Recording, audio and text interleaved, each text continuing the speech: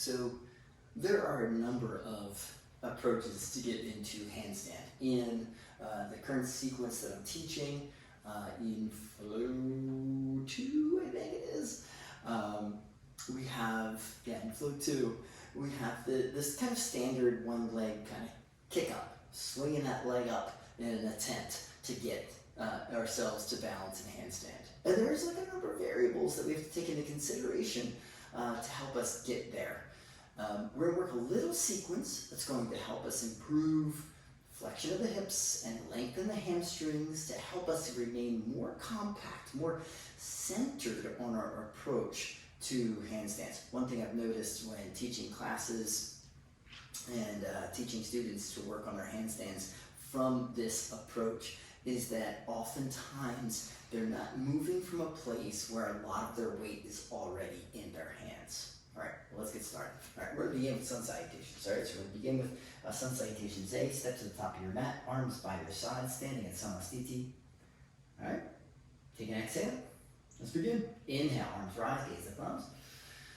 And then exhale, fold. Inhale, let's look up halfway, lengthen. And then exhale, plant your hands. You can step or float your way back, right? Especially if you're stepping back or working on hip flexion, you might want to step deep into a lunge, then step the other leg back and lower. Inhale, up dog. To down dog, exhale. 1, now breathe, smooth, even breaths. 2, now position hands, arms, elbows, shoulders, that which will make it more efficient for you to be in handstand. 4, so palms are flat, use your fingertips, squeeze your forearms together. And 5, now exhale, bend knees, then step or float your way to the top of your mat. Now again, if you are stepping with the same foot that you had at the top of your mat upon lunging back, in this case I step my left leg back to lower down, I'm stepping my right foot forward to step forward, right? That hip's already warmed up. Left foot moves forward, I inhale, look up halfway. And then I fold, exhale. Inhale, rise up, gaze up. And exhale, samastiti, arms by your sides. Inhale, arms rise. Exhale, fold. Inhale, look up halfway. And this time I'm going to lunge my right leg back and lunge deep into my left hip. Now again, if you want to, you can float back, that's for sure. I'm definitely wearing the wrong shorts for deep lunges. All right, then I step that left foot back and lower. Inhale, up dog. And exhale, down dog. 1, now continue with your breath. Let's analyze those hands and arms again. We're pressing to the base of the index, forearms squeeze together. Rotate your elbows up, or excuse me, elbows down, the pit of the elbow, right? The eye of the elbow up towards your ceiling, right? Very important. That's going to roll your biceps up, your triceps down towards your mat. You're going to feel more space between ears and arms. It's a good position for your handstand practice. All right, so again, exhale, bend knees, and step or float top of the mat. Again, if you're stepping, I move my right leg back to the lunge in an attempt, or rather, when moving back to chaturanga. So my left foot was forward, now moving that left foot forward again, right? Getting into that hip again. Deep flexion here, right? Range of motion, that's what I want. Then my right foot steps forward, inhale, look up halfway. And then fold, exhale. Inhale, rise up, gaze up. And exhale, samastiti. Inhale, arms rise. And exhale, fold. Inhale, halfway. And exhale, step or float back, lower. Turn around. Inhale, dog.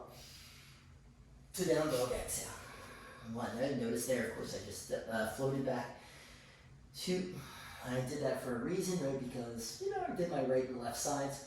3, I'm going to do 1 sun salutation B next. 4, and that's going to help us, kind of get deeper into those hips. And 5, exhale, step or float, top of your mat.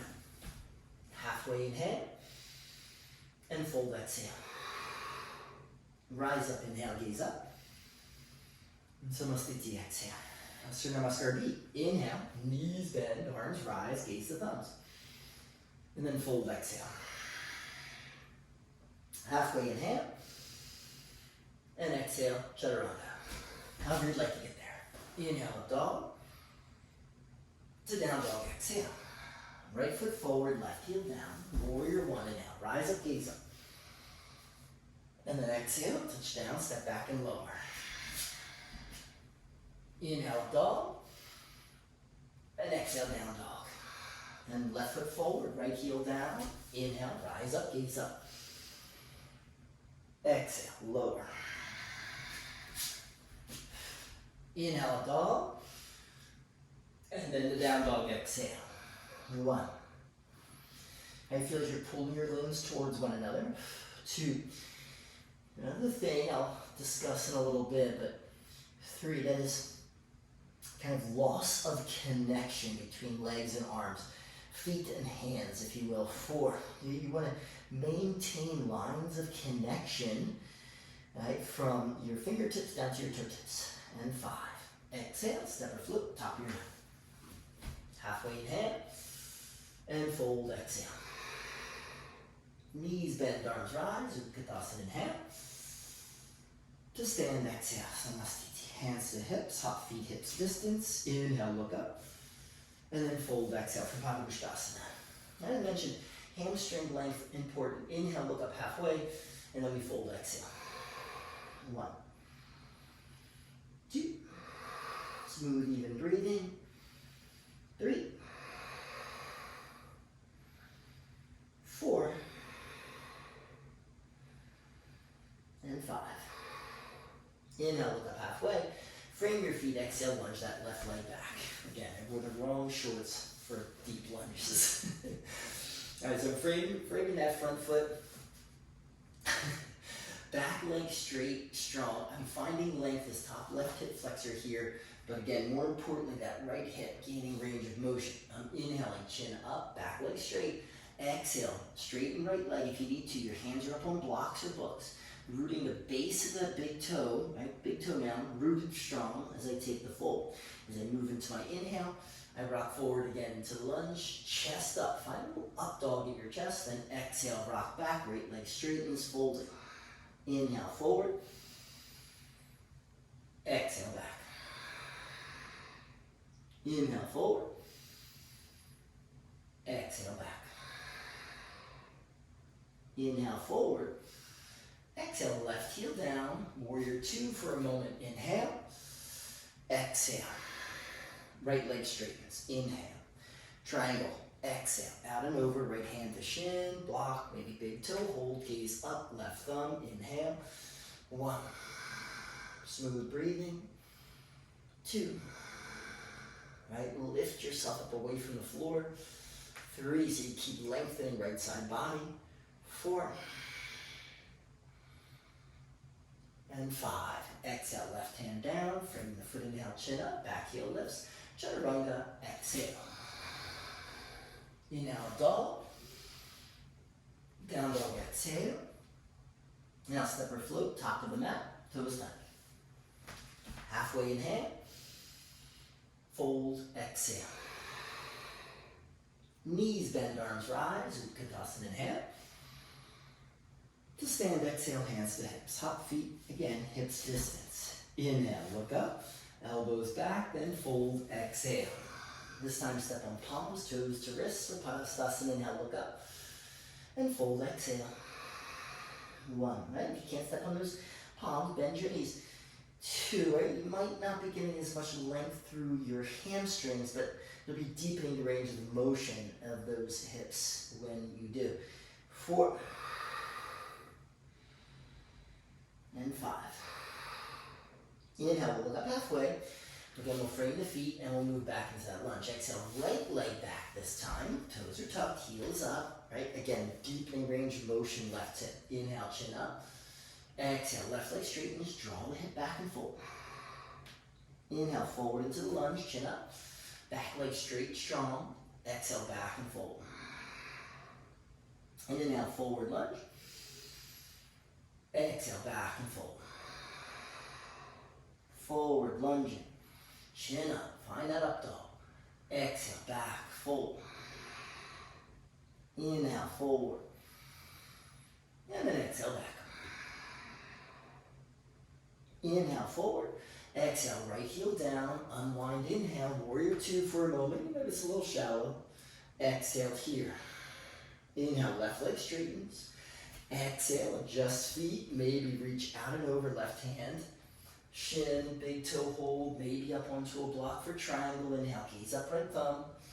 1, relax your jaw, breathe smooth. 2, anchor the back foot. 3, again, we keep lengthening left side body, tailbone down towards back heel. 4, and 5. Exhale, right hand down, frame the foot back, heel lifts, inhale, chin up to chaturanga, exhale. Full inhale, up dog, to down dog, exhale. Okay, simple little sequence to help us get warmed up for that handstand practice. So what ends up happening in that flow 2 of the sequence is we are in standing split, right? So I'll start on that first side. We're in standing split. The next vinyasa, right? The next instruction there is hands flat. I've been mentioning it. Exhale, let your toes tap. Let that momentum begin at the floor. Not leaning back though, like this. I don't want to kick. I don't want to push off necessarily with that back foot. Excuse me. I want to be able to push off of this front foot. And depending on your, again, level of flexibility, the length of your limbs, right? I got long limbs. Where those hands arrive in relation to that foot is going to be determined by a few physical factors. But you want to keep the hands as close to the foot as possible. What ends up happening is a lot of students have noticed we inhale and kick up, and then as they land, notice how far back my foot is. I'm already challenging myself I'm making it more difficult by moving my center away from my hands. I'd rather you keep your center closer to your hands because after all it's a handstand, right? That's where your balance needs to be. So whether you're able to achieve a handstand or not, if you keep that grounded foot closer to your hands, the weight remains in your arms. Let's review those arms for a moment, okay? So if I have my hands in down dog or handstand, doesn't matter, the same thing, right? I want to make sure that I have space here. Notice this, I do not want to move here, right? I don't want no crowding of my ears. I want to be able to have space in my ears. This is that squeezing action of the forearms moving towards one another when my hands are planted, right? This is incorrect. Notice my elbows, my arms. This is correct, all right? I want to keep this rotation as much as possible. That's external rotation in the shoulder. So none of this, all of this, all right? None of this, all of this. All right, there we go. So again, my hands are planted and I'm working on that swing. I want my foot to remain as close as possible to my hands. And I have tight wrists, so I gotta kind of lean in a little bit. And the heel of my hand will rise up a little bit. So as I hop, I want that foot to return to the position it was in. All right, I don't want it to rock back as I attempt to swing myself up to balance. I'm trying to hug that in as close as possible. As a matter of fact, as I grow more and more proficient, I want to lift up onto those toes. I want to get forward. It takes an incredible amount of strength. And then I just kind of want to do a little hop off of that back foot and then attempt to kind of levitate the foot off of the mat. All right? Less swing of the back foot. It's an evolutionary process, there's no doubt about that. It begins with that swing to gain momentum, and I want to return, lots of effort, to return that foot to its original position. The path of least resistance causes the foot to move back further, all right? Let me switch legs here. So here, my left foot planted, I keep my foot relatively close to my hands. This is a mildly uncomfortable posture for me, right? It's close enough. So when I swing up, I don't want this to happen when I land, okay? It's like the one thing that you can really learn here in this little tutorial on handstand is that you want that foot to return to its position. And again, it's like this clamshell, right? You're using your leg and your core to pull that foot forward to its original position, all right? So I swing and I move it back here, right? It also helps me stay committed forward as I attempt to move in handstand. Now, as you grow more confident, right? More comfortable in the hands, and yes, the strength of your upper body. Let's not remove that element, right? Your upper body has to be strong enough to hold your body's weight, which is why using a wall can be really beneficial, right? It's going to help us build that strength that we need to hold the body's weight. I'm fortunate enough to do work and that have a strong upper body, right? So the handstand can come relatively easy to me. So as you begin to test the waters though, it doesn't necessarily mean that you have to achieve the balance. It just means that I want you to learn to pull all of that weight over your hands so that you get more comfortable with the feeling of the weight, even if you're not quite ready to support it, okay? Now, what does that mean? That means that this action that we've been going through, swinging the leg up, right, and landing close, that's all well and good. We grow more confident, we're feeling our hands and our fingers grow stronger. Now we attempt to move our balance over our hands, and how we do that is bending the grounded leg's knee, right? This is what it looks like. I'm here, right, as I swing, in this case, my right leg up, I'm going to bend this left knee as the momentum of the right leg carries the weight of my hips closer to that vertical plane that starts at my hands. Right? That's what I'm doing.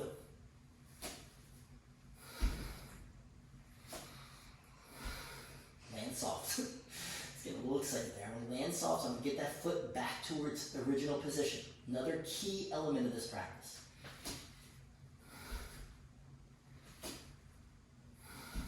Okay? So, that first key, right, is to bring that foot back to its original position, keep that weight in the hands.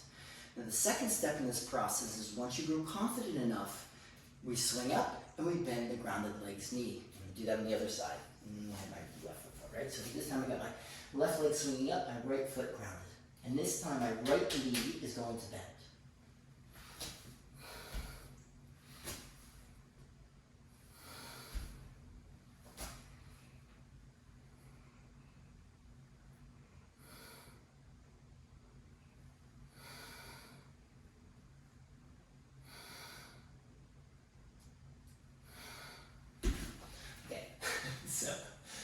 Got a little hover there, which is nice. So what ends up happening there is that as the knee bends, it's going to more immediately move your weight over your center. The beneficial, even though, there's a lot of commitment that needs to happen at that point, there's something that's also kind of secure in keeping that knee bent, and that is that keeping that knee bent is going to lower your center of gravity. The lower your center of gravity is, the easier it is for you to make adjustments. It's easier for you to bail out, okay? And it's easier for you to balance as well. It's only when we get into that very vertical position that things actually become challenging. Oddly enough, the vertical is the easiest place to be, okay? All right, now, the last thing I want to address, and I'm going to somehow do this in this limited amount of space that I have, is position of your hips upon landing. I want you to pay close attention to how I swing my leg up if I have the space. And notice how the grounded leg might track outside of that place, right? I'm always trying to get my foot to land in its original position. That's what I want to do. And when I do that, it's going to keep my hips in a relatively squared position with my mat and the orientation to my posture. What I don't want is my hips to become skewed, right? Because I'm going to constantly fight for that vertical balanced position along the way. So I need to keep my hips in order as I do so. All right, so let's see if I can actually do this. All right. So notice where my left foot is, okay? What happens a lot of times, it's going to be a little tough. What happens a lot of times here is that as I attempt to swing the right leg up, if I'm twisting my body at all, my left foot moves away from its original position and travels towards that lifted leg side, in this case the right leg. Notice, once again, right? I'm lifting here, and this is an exaggeration for sure, but as that right leg lifts, my hips are turning, and it's going to cause the position, the posture, to move. My dog just fell off his bed, which is like actually on the ground. Must have been tired, huh? It's going to cause that shift of the leg.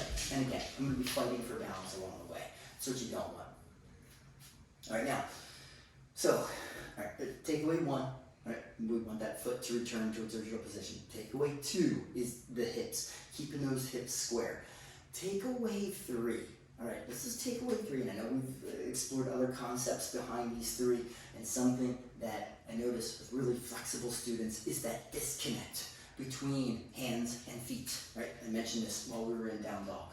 What ends up happening is, right, you videotape yourself, right? So you can see what's going on. Again, this typically happens with really flexible students, right? We're kicking up, and what's happening is this stuff. Nothing's traveling together, right? Nothing's moving together.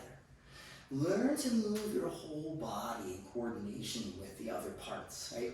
One part has to move with another part. It doesn't have to be, you don't have to be consumed cognitively, right? You don't have to think about it too much. Matter of fact, less thinking, the better. But ideally, what is handstand? Right? Handstand is samastiti, upside down, right? Or it's first position, right? You work on your first position like so. That's all. This will help you find that connection all the way through. Core work works, that's for sure. Core intelligence works even better. And that's your ability to use your belly muscles and back muscles, side muscles, to keep that torso connected to hips and legs. All right, well, I hope this little practice was helpful. All right, peace.